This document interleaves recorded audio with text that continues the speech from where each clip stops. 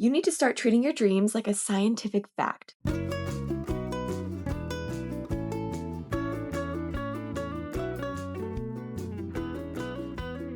friends, it's Caitlin, and welcome back to the Floating Rock podcast. I hope you're having the most incredible day ever. So, I was thinking in the shower the other day, and I was thinking about science and relating that to my dreams and ambitions and other people's dreams and ambitions. And I had a crazy realization nothing is a fact. Everything that has ever been called a scientific fact has only been called a scientific fact because a bunch of people were confident enough to all agree on the same thing and say that is a fact. If you even look at the definition of a scientific fact, it says that it's been accepted and repeatedly proven true until proven not true. There have been plenty of things that have been a fact that were proved wrong. Wasn't it like that the earth was the center of the universe was a fact at some point? There are plenty of things that have started as facts and have changed. But that doesn't diminish the power of what a fact means. If you hear someone say, this is a fact, you're going to believe it. And my main idea here today is that fact just comes from confidence, and we see that even through science. And the way I'm twisting this is that I know you have big dreams. I do too. We have these things that we want to do with our lives.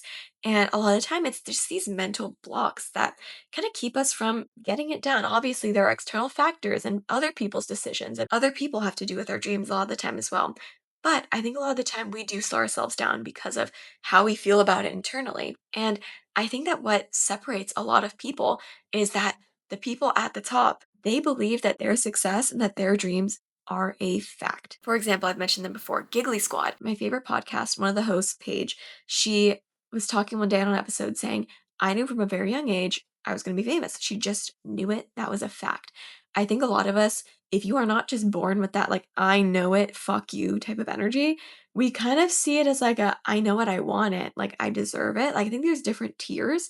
And I feel like you have to get to that tier of fuck you, it's a fact to like truly harness all that energy. And maybe I'm wrong, but I just thought like, I don't know. I talked about it in a recent episode about like, I want to start being a little bit more delusional. And I think you should too, because your mindset is so important. It can make such a big difference on like what you're outputting to the world and like what you're actually doing.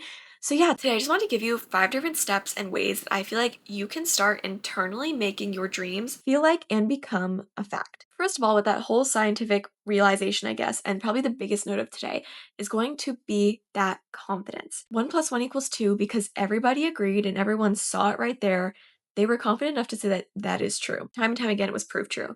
And I think that that internal confidence is what a lot of us really need to actually like catapult ourselves into our dreams. Like I feel like in a way like the science of achieving what you want is just competence. I think that the biggest way to honestly get anything in life and just like I feel like radiate more and get more and give more is just be by being so confident in who you are, what you have to offer and all that and like what you want, honestly. So yeah, my first and probably biggest note of the day is knowing that everything around us that we take as fact has only become a fact because enough people looked at it, said it was true, and said, this is a fact. So if you look at yourself, you look at your dreams, you look at your vision board, you look at your journal every single day, and you look at your actions every single day, and you think, this is a fact. I know what I want, and this is how I'm going to do it, and my success is inevitable, and you are so confident in that, I feel like your success will be inevitable, and your dreams will become a fact. On that note of the journal and the vision board, I think we need to always remind ourselves of what these dreams are and keep them visible for us. I think it can be so easy to get lost in the grind and like lost in the work and like the nitty gritty of everything, which is obviously great. Like, do your grinding, girl. But I think some of the times that I feel like I've seen the most stride for me personally is when I actually feel like I can see and I'm constantly reminded of like what I actually want. Remind yourself of your why. I'm so happy I like went to like a vision board making thing in the beginning of this year because it's like nice to like see it up on my wall all the time. And I think something I really want to start doing a little bit more is like journaling about my dreams and what I want and my kind of dream self more in my journal. I saw this really great journal prompt the other day, actually from a former classmate of mine. I think, might have got it from somebody else online. But he was talking about this journal prompt of like basically writing out this dream version of yourself. And doing it often, reading it often, and your brain doesn't know the difference between what you're reading and what you're writing and what you're thinking in the real world. So, the more that you read this, the more that you write this, the more that you see this, your brain won't know the difference between like, oh, I'm just Caitlin doing this, and no, I'm Caitlin, capital fucking K, who does all of this and is so successful in all of this and is so confident in all of this. This is a big one. Number three, guys. You gotta act like it right now. I think a recent realization, and honestly, I might come on here and do a whole episode about it sometime soon, is that there's no finish line. I feel like a lot of us love the chase. We love the chase. We love the feeling of constantly growing and striving for things and reaching for things and just like working, working, working, but there is no finish line. And I've talked about this before also, is like getting things before you're ready. And a lot of the time, a lot of us aren't acting like the person who would actually like be in possession of that title or be in possession of that job or of that responsibility or of that audience or of that money even. And I think such a big thing is knowing that there's no finish line. And honestly, you can start being that dream version of yourself, living your dreams, whatever that looks like, by acting like them right now. Does the dream version of you who has the CEO status reply their text fast? Because if you're not right now, what are we doing? Right?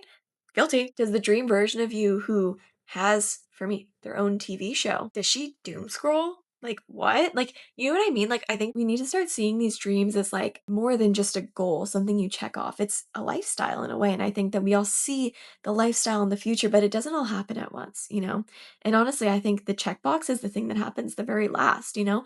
You are the person who's on time, you respond to your texts, you're creative, and you give yourself time to work on things. And then finally check it off. I got the role, you know? It's like that. Yeah, big, big thing. There is no finish line. Start acting like that dream version of yourself right now, and believe me, those check marks will follow. This is a big one. As I always say, I'm always just projecting, truly. And I think you need to start telling people more about what your dreams are. Obviously, evil eye this, evil eye that, but like personally, I find myself like kind of cutting myself short when talking to people, especially like people my age, because I'm like, oh, it's not like LinkedIn. Like, I don't want to be like, I do this and that and the other thing, and nuance, obviously. But I think sometimes like we hold ourselves back on like telling people what we want and even what we are because maybe we're not successful enough to like actually say that we do it. Like I honestly still like don't introduce myself as a podcaster, but I'm like just because I honestly haven't made money off of it. Like that is the reason I would say why I don't say it. But I'm like you do it every week. You have almost 100 episodes. Like, what do you mean you're not a podcaster? Like, you're a podcaster. And, you know, I feel like a lot of the time, like, we cut ourselves short like that. And I'm like, well, if that's what we're portraying to other people, that's what we're making everyone else think is a fact. If everyone can agree that that's a fact, what doesn't make it true? You know, like, just the thought for you guys.